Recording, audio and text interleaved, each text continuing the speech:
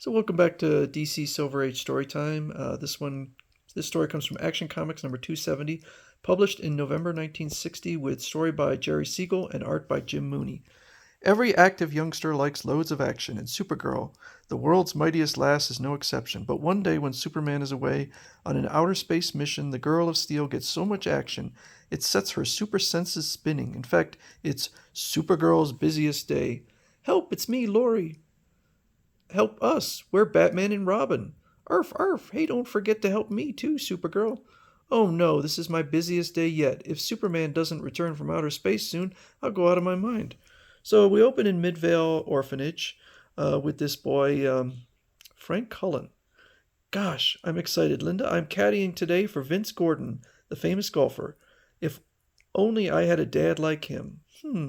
So she goes out and she's kind of spying on them. That's quite a stiff wind blowing, Frank. Would you like to try a shot or two? I sure would, Mr. Gordon. But he's a bit nervous with the wind going. The shot goes awry, but Supergirl uses her super breath to blow it into the hole. By incredible luck, the stiff wind must have blown your ball into that hole. Try for the next hole, Frank. Same thing. His ball goes. His nervousness ruined the shot. Now for another super puff right into the hole. Another hole in one. Unbelievable. The wind must have done it again. Shoot for the next hole. And it happens a third time. But this clinches it. What a father and son team we'd make. Would you like to be my son? Golly gee, yes, yes. And that is likely the last hole in one he ever shot.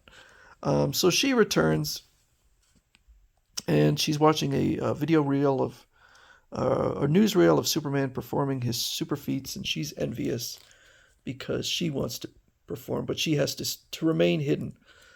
So she's out on the playground. Great Scott, a huge X-ray beam has flashed down out of the sky and is melting the nearby mountaintop, which is made of copper ore. Okay. So she looks up and she sees it's Krypto signaling her. He's being captured by a weird spaceship. Along with other animals. So she decides there's kryptonite in it, and I think you could see kind of the green kryptonite. So she grabs a rocket and smashes the globe to free Krypto. Look at Krypto's tail wagging gratefully. Isn't he cute? I'll bet from now on he'll be careful about venturing too near to strange spaceships. I guess. So she gets another message. This is the telepathic voice of Lori calling you from Atlantis. Come to the sunken continent at once, Supergirl. We need you desperately. So she's there and she's thinking, it's Lori, her husband Ronal, and Jero. The last time I saw Jero, he telepathically read my mind and learned I had a crush on him. And now he's presumably reminded of it since he just read her thoughts there. So there is a menace called Mallow, an escaped criminal. He's looting Atlantis and no one has been able to stop him because he has Trident Spear, or Trident Spear. He has who's Trident? Neptune's Trident. So they can't do anything against him. Whales are no good. After escaping from his cell, Mallow stole ancient Neptune's magic trident from its ancient hiding place. With it, he can perform the impossible. Soon he won't be satisfied with merely stealing. We have telepathically learned he intends to forcibly rule us. So she goes up there to try and take care of him, but I guess that trident makes her spin like a top. But she's not done yet. So she asks Lori for her most valuable item, which is a priceless necklace. And she goes up to Mallow, says, want it? Come and get it. Whatever Mallow wants, Mallow gets. So he just lays the trident down, which is really stupid, just as I hoped. Giant squids inside that cave, frightened by his presence, are releasing ink so he can't see them. So she grabs up the trident. And when he returns, let him try to find the real one among those dozens of identical appearing tridents. The magic only works if he touches Neptune's trident. Mustn't touch. That's the real trident. You want according to my microscopic vision. Why in the hell did she go to all that trouble? Just take the trident. Oh, okay. So she manages to defeat Mallow and returns back to her. And she's got her robot taking her place constantly. So she's in there with a couple other boys in Midvale Orphanage, and all of a sudden, this is Batman, cutting in on the network broadcast with my belt radio. Cough, cough. Calling Superman, Robin, and I need your help at once. We're trapped in a Batcave. Cave-in. Which is a really weird way to contact Superman. But of course, Superman, as always, is off on an outer space mission. And there is somebody right next to her tree, so she can't use her robot.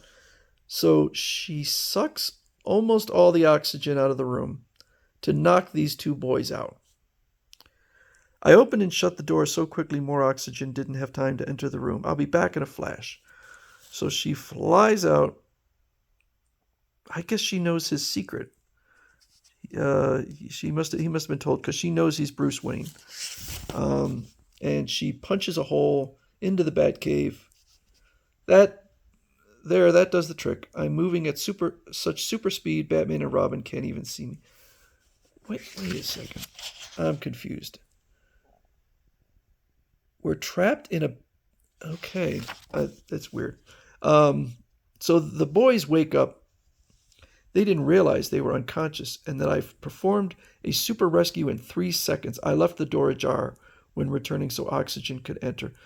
She couldn't just walk out of the room for 3 seconds without knocking them out. I can't imagine that's a healthy thing to do, to suck the oxygen out. But she gets a message from Superman and goes to his Fortress of Solitude. I'm so glad to see you again, Superman. What a day. Wait till I tell you about my adventures. Take off that Supergirl costume right now and remove those boots too. So she's like, oh. He says, here's a little gift, Linda. A makeup kit. You're old enough to use makeup now. This fine lipstick case may be very helpful to you. Watch. So she can now shove her super costume into this lipstick case, which would be quite useful. Put your costume back on and wait here. I'll be back in a second. Happy birthday, Supergirl. How does it feel to be sweet 16? Surprise, this Batgirl costume is for you too. Arf, arf. Oh my goodness. That's an interesting gift, a Batgirl. Now, I would have said Batgirl already existed at this point, but I looked it up. I was wrong. Batgirl was created in April 1961. This story came out in November 60. So she could have been the first Batgirl, but she never puts the costume on in this story. A surprise birthday party for me. Oh, thank you for the wonderful gifts. I forgot this is my 16th birthday. Supergirl, I wasn't really away on a secret space mission. All those super dangers today were faked, since you enjoy solving difficult problems with your super wit, so everything was a fake. Except Neptune's trident, which was real, which I guess explains how it was able to make her spin around. The Batcave cave-in was arranged by me too. Batman and Robin, of course, can be trusted with the secret of your existence on Earth. Oh, the bottle city of Kandor is signaling a surprise for you. Oh, isn't that sweet? The people of Kandor built a giant sign in my honor. Happy birthday, dear Supergirl. Happy birthday to you. Choke, they're all so wonderful to me. I love them. This is a mixed bag. I kind of like the concept. I like the idea. I like the fact that she turned 16. But some of the details of this were really, I think, poorly written, to be kind. In the end, I'd say I like this story, but I think with a little tune-up, it could have been a lot better.